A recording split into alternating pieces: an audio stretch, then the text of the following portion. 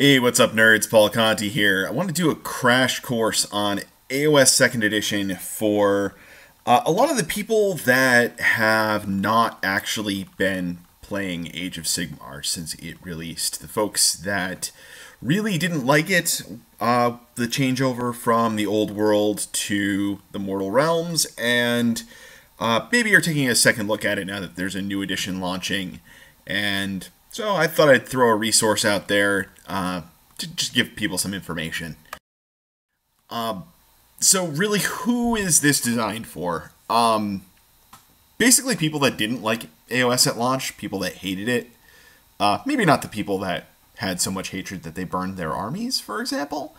But, you know, people that were still invested enough that they're still playing 8th edition, they went to Kings of War, they played 9th Age, you know, some people that went to 40k, some people that just kind of said, screw it, screw Games Workshop, I'm going off and playing games in, you know, tabletop games from some other game company. I'm not really interested in persuading people. People are going to make up their own minds about things. My goal here is to really just provide information so that people can make up their own minds in an educated way. I want people to decide for themselves. So there's a lot of things that were deal breakers for folks that were in Age of Sigmar. I acknowledge those things. I'm not going to try and convert those people. I'm really not trying to convert anybody. I'm just really putting this out there as a quick video that's like a catch-up on the story so far and where we're going with 2nd edition Age of Sigmar. I think it's more important to be accurately informed about things that you don't like rather than just not liking things for the wrong reasons, and you might be totally wrong about them, and you know, it could be something that you actually would really enjoy, but you have sort of blinders on. So I wanted to try and lift that a little bit, you know, for the people that are at least interested enough that they're like, I wonder what's going on. So what hasn't changed? These are a lot of like the deal breaker sort of things for people that definitely have not changed. The old world is still super dead, and it remains dead, and it just continues to die. The story keeps evolving. I think in like in-game story time, I think Age of Sigmar has advanced somewhere around like 200 years or so since the launch.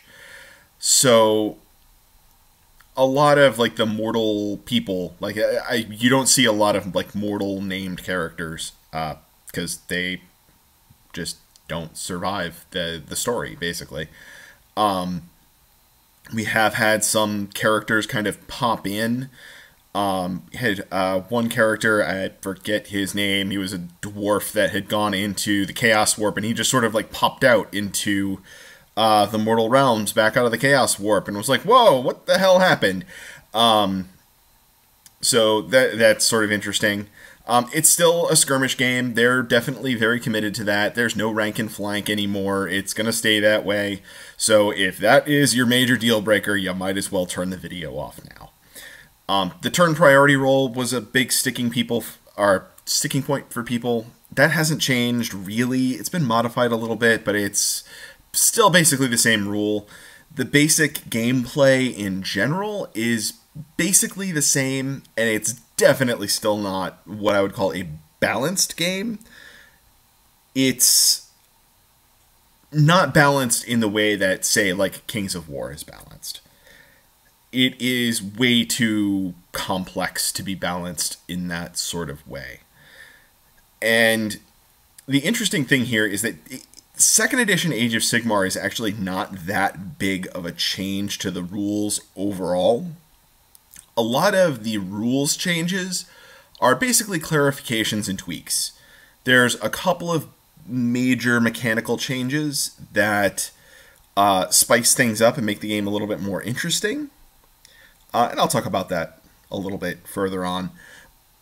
A lot of this video is really about where AoS has evolved since the launch and now going into second edition, because the whole thing has really been like one big arc. It's funny that yeah, we're all sort of referring to this as second edition. You could almost argue that this is like fifth edition Age of Sigmar already, because every like at least every year, it's changed dramatically, and the first year especially, there was major changes to how the game was structured. So if you were in that like first 6 months and said, this is crazy, I'm out, well, this is the video for you, because a lot has changed since then. So what's new? About a year after the launch of Age of Sigmar, points were introduced, as well as force organization and a variety of other rules. The second edition rules are 18 pages versus the old 4 pages. A lot of it is actually diagrams and stuff. I haven't gone through and like tried to crunch the numbers on how much text rules it actually is, but needless to say, I mean, it's definitely very much clarifying the old rules and explaining things that they ended up needing to do FAQs for. So they moved a lot of things out of an FAQ into the core rules, which was really good. The silly, nonsensical rules have basically all been removed. The game started out as this big, ridiculous sandbox everybody was supposed to have fun in, and it very, very quickly, Games Workshop realized that was a very bad idea, and they have openly admitted that their launch of Age of Sigmar was just not done well at all. The army concepts have been really kind of reintroduced in a new form. Armies are a lot more flexible than they were in 8th edition and prior editions of Warhammer, but they're much more restrictive in some ways than they were at the launch of Age of Sigmar. A lot of old models and even some entire armies have been phased out of the game. We have added artifacts and command traits, which are basically like the old magic items. We have annual updates now on the points for everything in the game. So anytime there's really a concern about game balance, it's going to be changed and updated annually. So if one army is out of control, it's, you know, at most 12 months away from getting nerfed back down to reality. And they're on a 6-month FAQ cycle now. So I believe it's every January and July, or June and December, somewhere around there. Mid-year and end-of-year / beginning of year, we're getting major FAQs, so that the game is constantly being updated and addressed, and problems that come up are being answered. And in that as well, if they need like an emergency patch on something, I don't think that's a thing that they're afraid to do at this point. So the interesting thing that they've really added is that there's multiple ways to play the game. The way that I think most people that would be watching this video are interested in is match play, which is your kind of standard competitive play with points, force organization, your allegiance abilities that like kind of guide how you construct armies. Open play, which is basically the rules as written, like just the core rules. I don't really think there's much of anybody that actually does this. As soon as they introduced the concept of points, everybody was like, oh, thank God, we have a way to actually structure this game and make it relatively fair. They added, you know, some official ways to play multiplayer. They have a variety of things in there. There's a new version of Triumph and Treachery. There's some team things. There's a lot of narrative play stuff. They reintroduced Path to Glory in a really interesting sort of way. It's a lot of fun. I've done some campaigns with my local shop playing Path to Glory, and it's really fun, small, skirmishy kind of games that are pretty quick. The games are stripped down compared to your, like, you know, big 2,000 point match play games. They're a lot of fun. They're very RPG-like. So it's just an alternate fun way to play Age of Sigmar, and it's a really good way for people to get introduced to it, and not have to buy a ton of models, not have to sink enough money into it for a full 2,000 point army right off the bat. They can kind of play a little bit of Path to Glory with less than $100 of investment.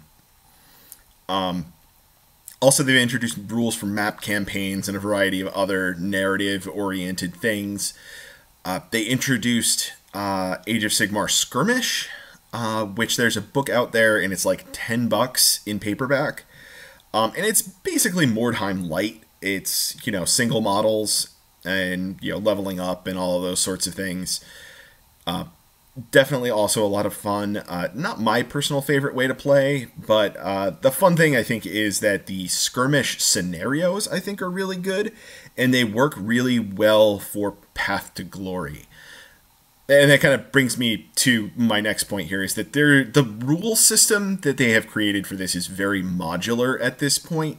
So you can kind of mix and match things from different places and have it work and be fun and interesting. You could sort of play a Path to Glory-like campaign that is layered on top of match play rules. That sort of concept, if you don't like certain rules, like the scenery rules are a good example. If you don't like the turn priority rule and just want to play alternating turns, those sorts of things, like there's a lot of little things that are very easy to remove rules or add house rules, and still have the game be functional and fun and fair and balanced and not break the game.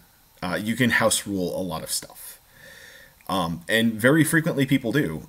In fact, one of the most common house rules that happened out of Age of Sigmar was originally in the core rules, you were supposed to measure from model to model, and everybody realized that that was completely impractical, and everybody just measured base to base.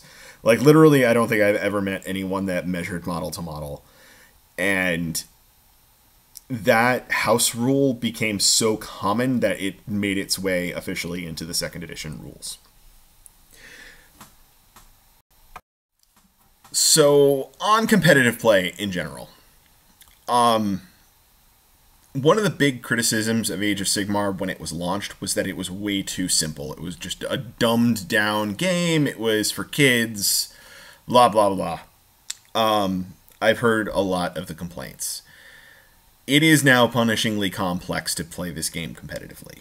There is an absolutely astounding amount of stuff out there, an immense number of variables, and 2nd edition is only making it bigger.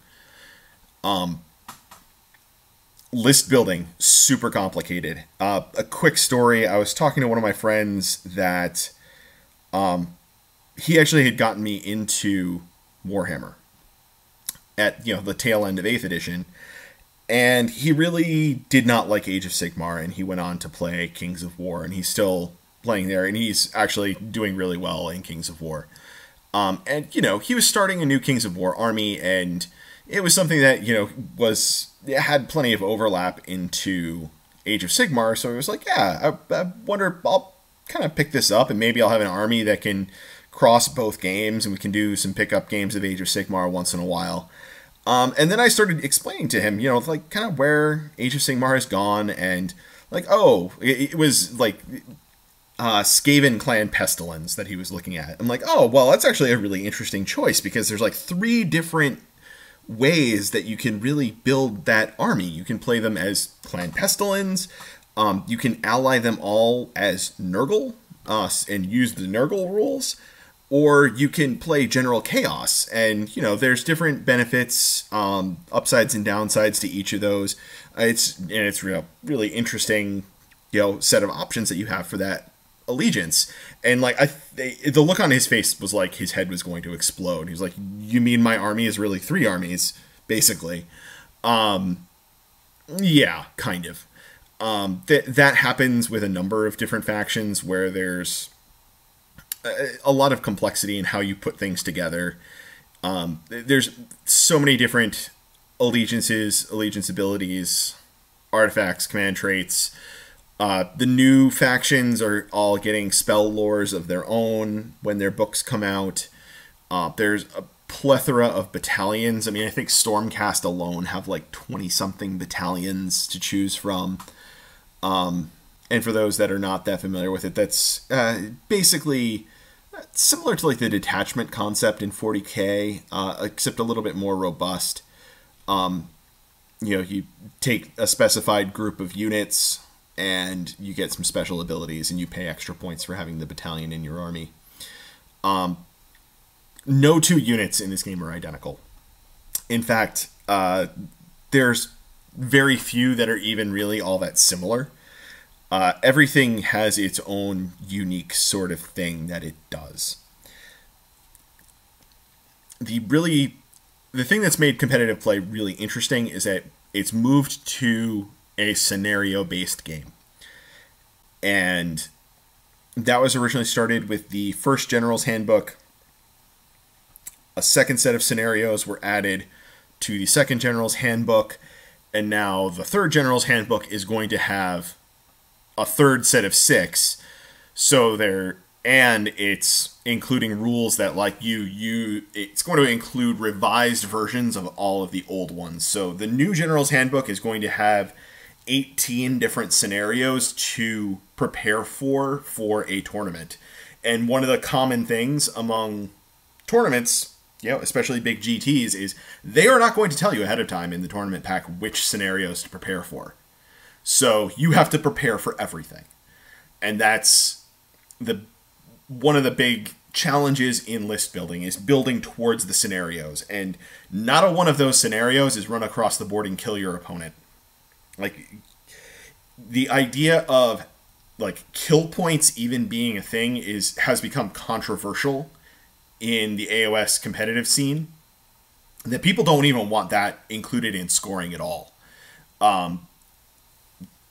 So there's actually a lot of instances where you can win the scenario and still be tabled, which is really interesting. It's just a weird sort of corner case thing that happens in Age of Sigmar, that you can get tabled and still win the game. Because you have to play the scenario, not play to kill. The game is very much tending towards terrain dense boards as well, really complex terrain. So that makes the tactics a lot more deep and interesting. It makes you commit units in certain directions. And that thing that happened in like everybody's first game of Age of Sigmar, where you end up with just a giant pile of units in the middle of the table, that really doesn't happen anymore. It really tends towards this complex, objective, scenario-based game.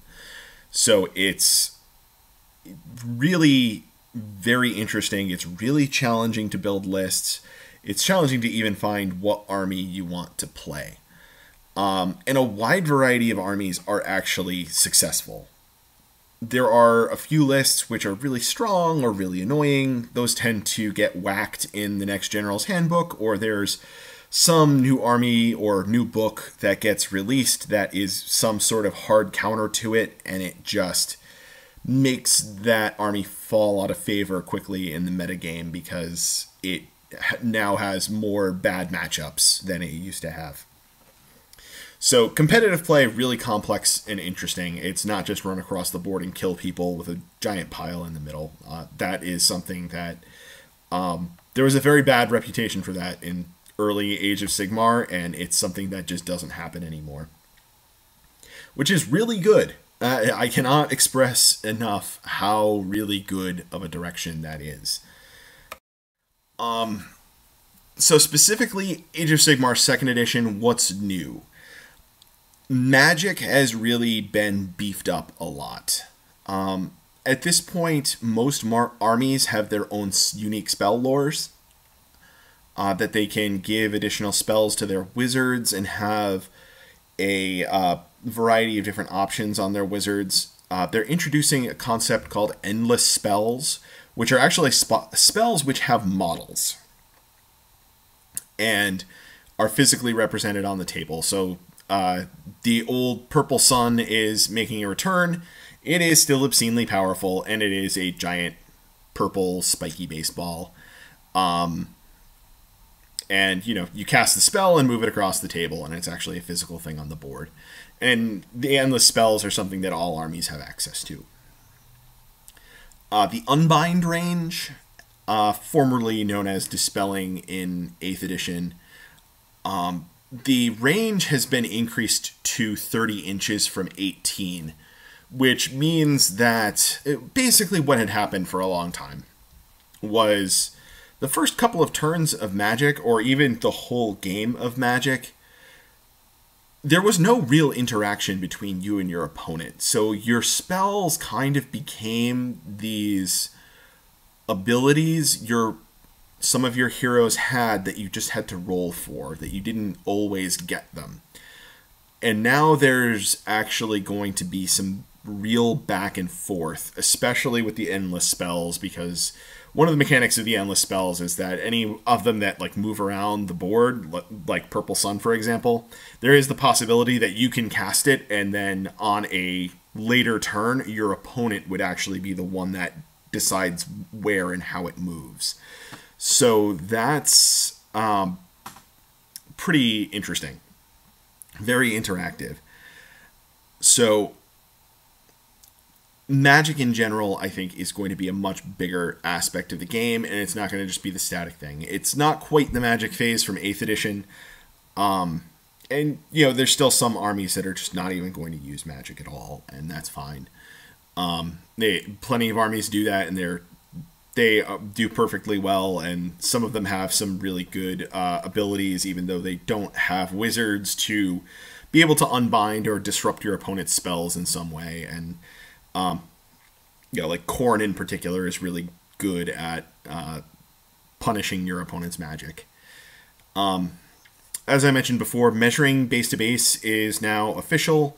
They've announced it, but they haven't revealed what it is yet. There is a suggested base size chart. So they're kind of acknowledging that a lot of people are still operating with armies on square bases that are old legacy armies.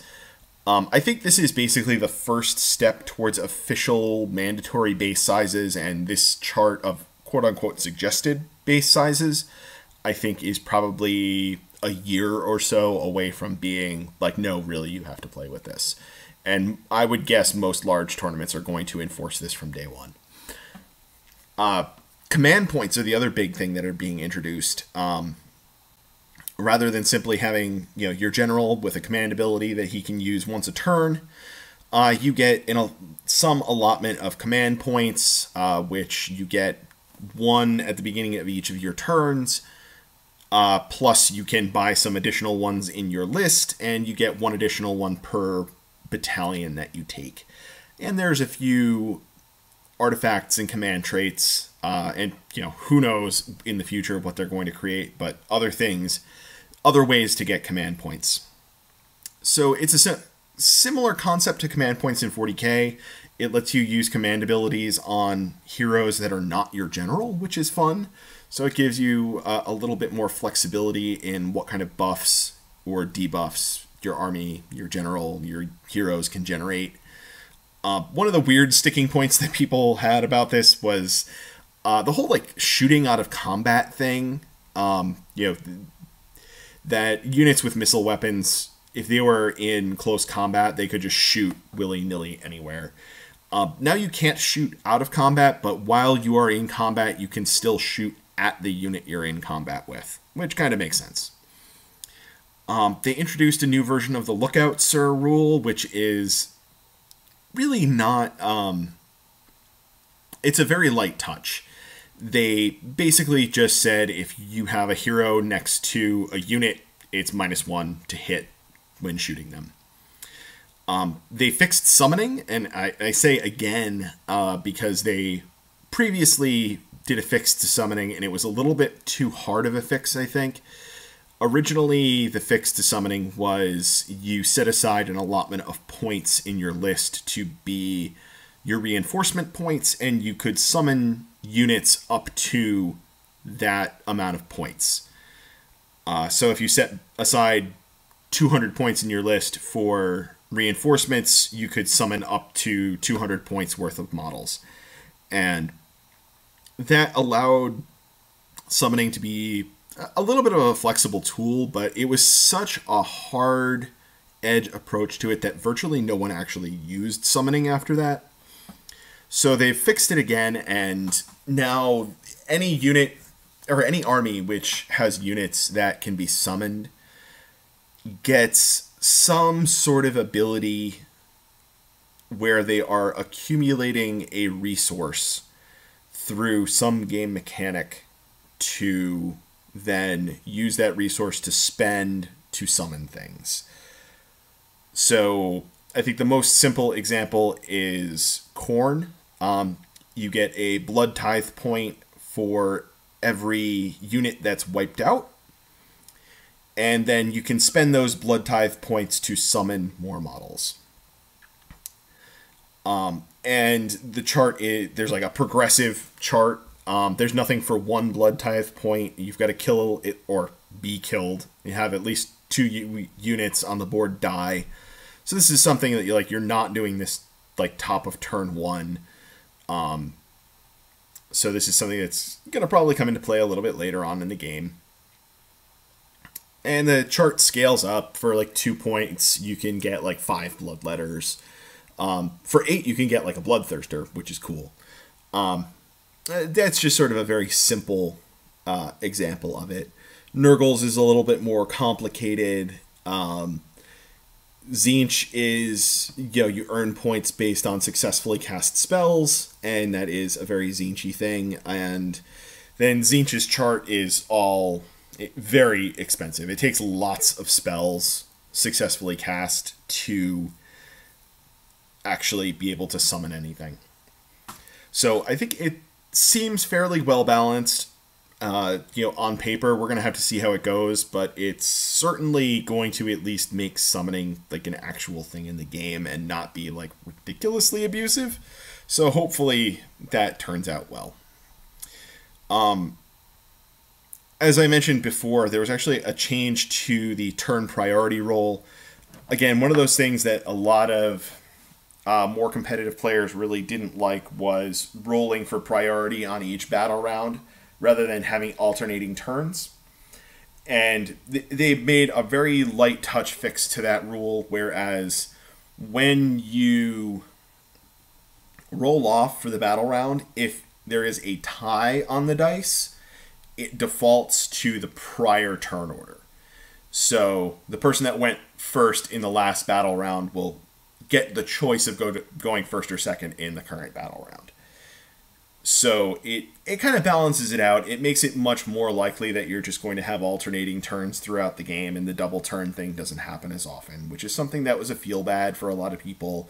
A lot of people didn't like it for a variety of reasons. I can certainly understand it. I've got a video that I'm working on that is going to address that in my feelings on it, but just know it's been kind of fixed, and statistically speaking, double turns are going to happen much less often. So what about your old army? This is a very common question I get from people that have been around. First of all, sad news. Tomb Kings in Bretonnia are totally gone. There's some sort of hints in the fluff that Cetra might come back. Because he just sort of waltzed into the Chaos Warp at the end of the End Times and was like, I'm going in there, I'm cleaning it out, and then I'm coming back for you, Nagash. So, but he might come back eventually. Bretonnia is just gone. And there is a lot of stuff kind of in the fluff that would suggest that the new faction, the Flesh Eater Courts, are actually the dead souls of the Bretonians. Because they're all like delusional and believe they're like royalty and kings and dukes and whatever. So it would kind of make sense. They haven't really confirmed that, but it's really heavily suggested that that's what it is. Most of the old characters have been killed off. A lot of them have also stuck around. A number of them in the fluff have sort of ascended to a god status. So Teclis, Tyrion, Marathi, they're all still around. Alariel, Archeon is still around, and he has a sweet new model that is probably the biggest model in Age of Sigmar. He's like a foot tall, on a giant like 3-headed dragon thing that is apparently like the mutated version of the horse he used to ride. Many of the factions got broken up or reorganized in some way. And so a lot of things don't kind of work the way you would have thought they did in 8th edition anymore. A lot of porting over your old 8th edition army is going to be a challenge for a lot of people. Because there's this weird tendency that I've noticed in Age of Sigmar, and this is just kind of conjecture and maybe kind of wrong, but I'm just going to throw this opinion in here. A lot of the things that were good in 8th edition are not that good in Age of Sigmar. And a lot of the things that were like models you wouldn't play that often, or not at all in a competitive way, are bread and butter staples of that army in Age of Sigmar. A great example, I think, is the old Empire. People used to take like big blocks of 50 halberdiers, and now halberdiers suck. Everybody runs their, well, what did it used to be called? The state troops, now called Free Guild Guard, as sword and board instead of halberds. Much better, and like great swords were a thing that nobody really ran before, and now they are really good in Age of Sigmar. Well, comparatively speaking, because that army in general is not that good, and it kills my heart every day. A lot of the old armies are not that great. Some of them, and I definitely put a big asterisk next to that, because Seraphon, formerly Lizardmen, very good army, have gotten no new models. They have just gotten tons of new rules, and they're really good.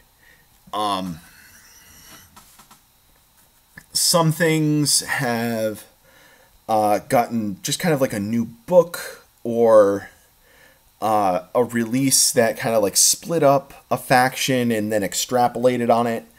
Like the Dark Elves got broken up into the Daughters of Cain, Darkling Covens, and a couple of like miscellaneous things that have like a couple of miscellaneous factions that have like 2 or 3 models in them. But Daughters of Cain just got a new release and a new book, and it like took all of like the Witch Elves and the Cauldron of Blood and all of those sorts of things, and they just like blew that out and extrapolated on it into an entire faction. So they're very cool and really good. They're a really good faction. Some of the old armies are just like kind of forgotten and not well supported. Ogres, your basic foot slogging ogres are really not well supported. Orcs and goblins right now in general have very little for them, with the caveat that the Savage Orcs, now known as Bone Splitters, are like, they got a book and they're pretty good. There's one particular list that ends up at top tables fairly frequently when people actually run it. They did take Black Orcs and extrapolate them out into a whole faction called the Iron Jaws, and they're really good. The mounted half of ogres, so all of your Thunder Tusks and Stonehorns, etc., as well as like Yetis and a few other things, they got their own faction, and they're called the Beast Claw Raiders now, and they can be really brutal and really good. But your normal, like, ogre bulls are kind of forgotten. The High Elves have gotten, like, no love. They're kind of joked as now being, like, the airmail men of the Mortal Realms.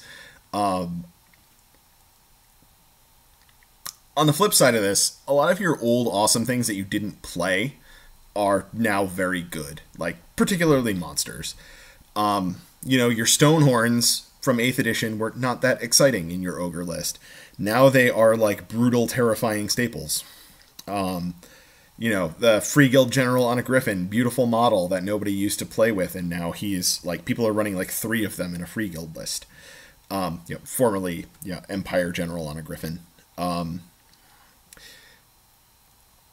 You know, all of the old monsters, like in general, like anybody that has that that tendency to just really like big, stompy, cool things, all of those things are really good at Age of Sigmar in general. So that's definitely a lot of fun.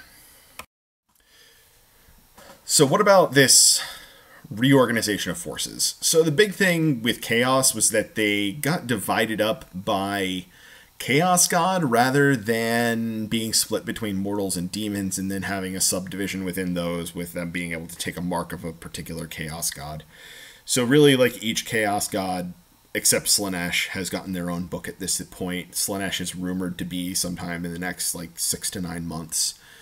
Skaven got divided up by clan, and the Beastmen, they got divided up into the Bray Herds and the War Herds. The War Herds are basically like all of the monsters that were in the Beastmen, and then the Bray Herds are all of just you know, the normal foot troops.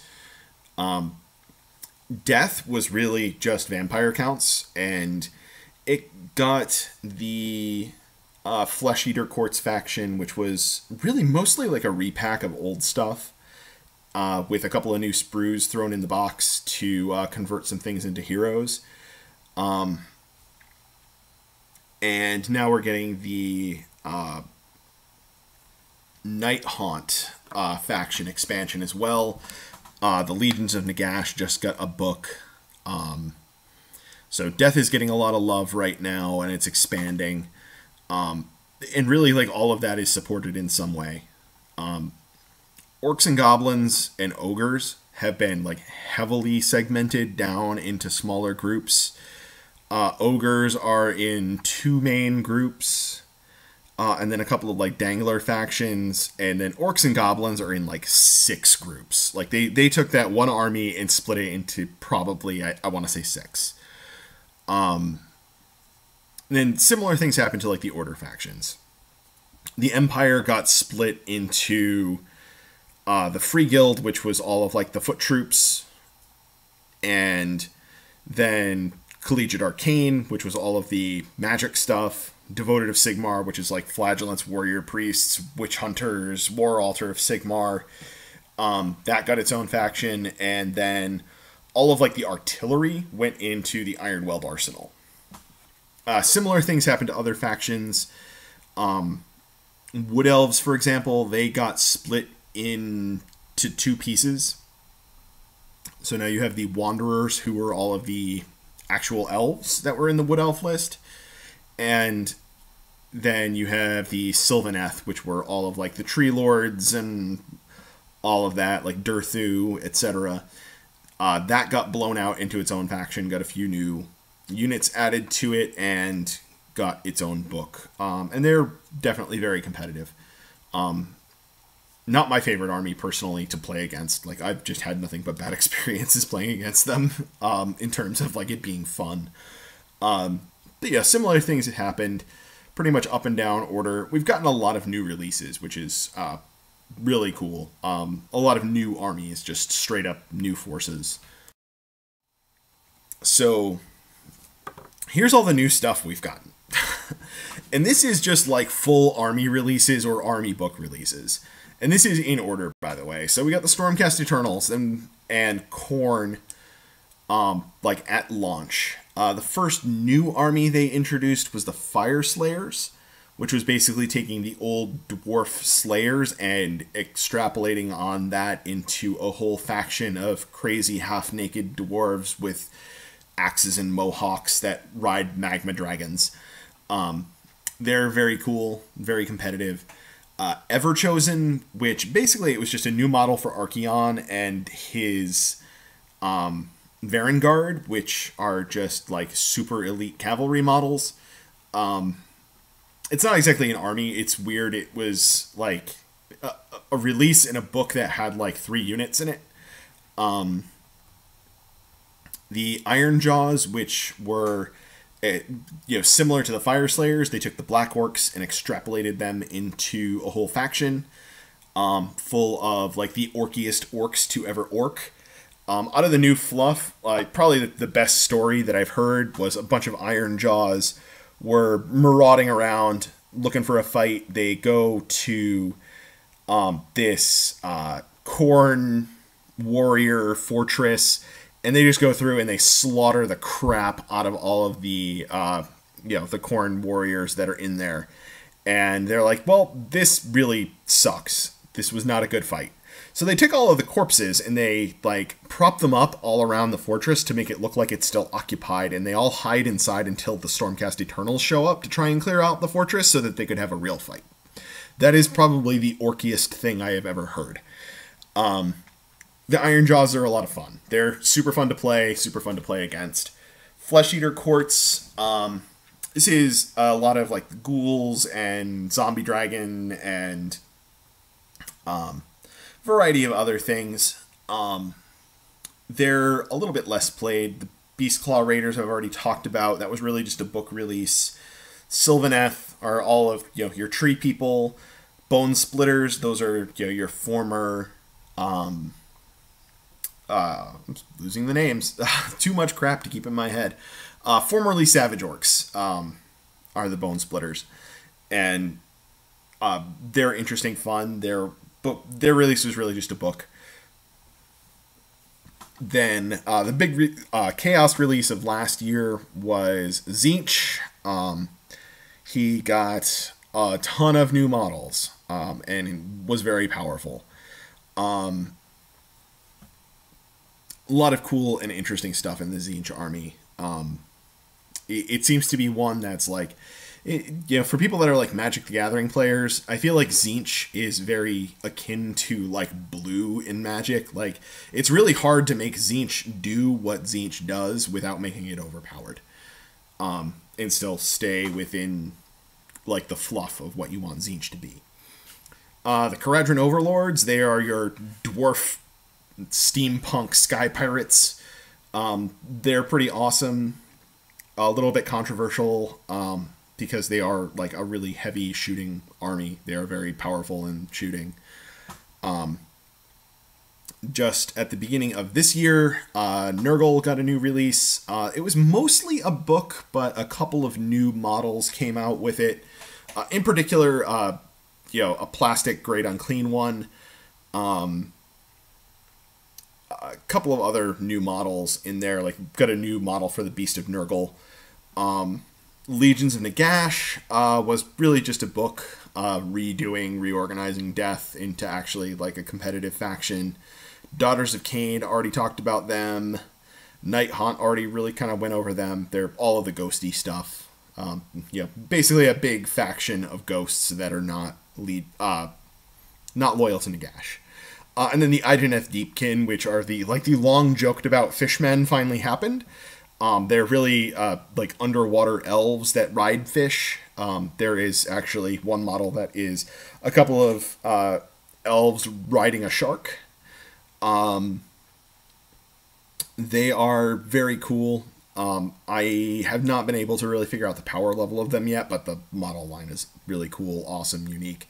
And their fluff is kind of funny. Like, I believe it was either Teclis or Tyrion. I think Teclis they were like his first experiment into creating a race in his own image, and he kind of screwed it up and cast them into the sea.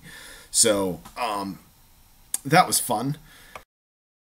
So, Games Workshop has also changed a lot.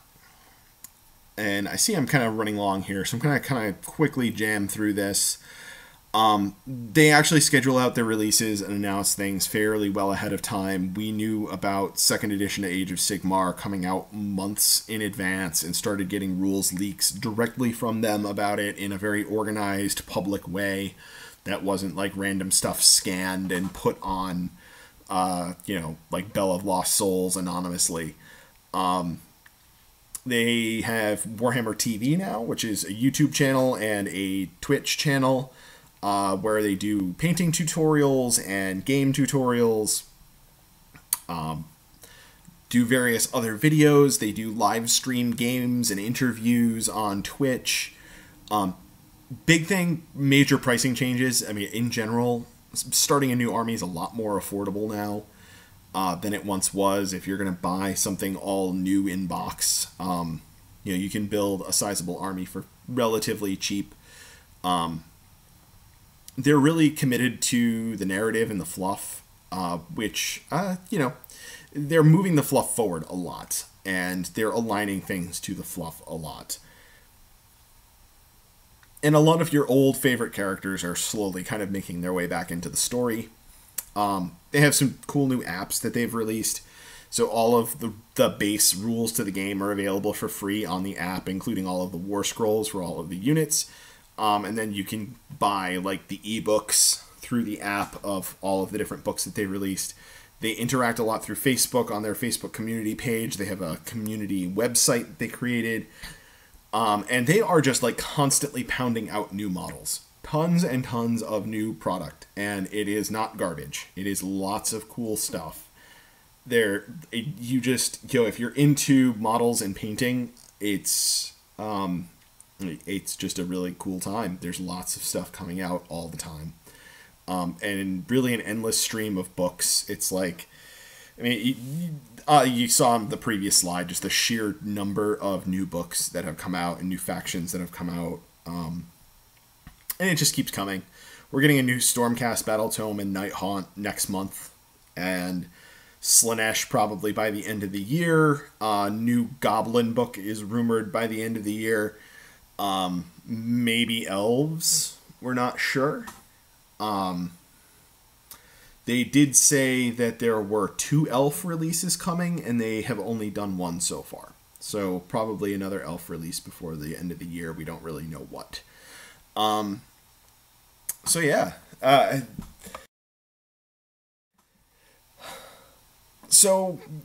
Quick summary. A lot of the old deal breaker stuff really hasn't changed. A lot of the things that people were just kind of unhappy about Age of Sigmar and didn't give it enough time, I think. A lot of those problems have been fixed. It's robust and complex now. It's interesting. The fluff is vibrant. The competitive scene is vibrant. There's tons of events. There were over 100 people at Adepticon last year. Local events are starting to grow to sizes that are competing with 40K in some places anyway. And for people that had gone over to 40K or were looking at 40K, what's interesting to me is that like 8th edition 40K moved 40K towards Age of Sigmar in a lot of ways, and then 2nd edition Age of Sigmar is moving AoS towards 40K. So in a lot of ways now they're very similar games, and the big difference is Age of Sigmar is the fantasy version of 40K, and you have a lot more melee than shooting. That's really the kind of flip on it.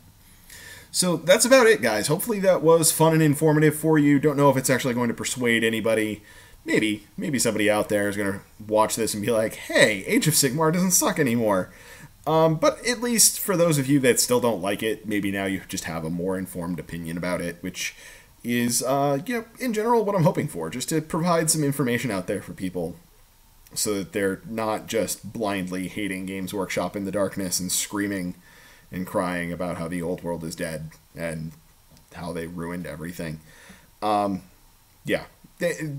Workshop acknowledged they botched the launch, but they have definitely come a long way to fix it. So that's it, guys. Hope you all enjoyed. Hope it was informative. We'll see you all later.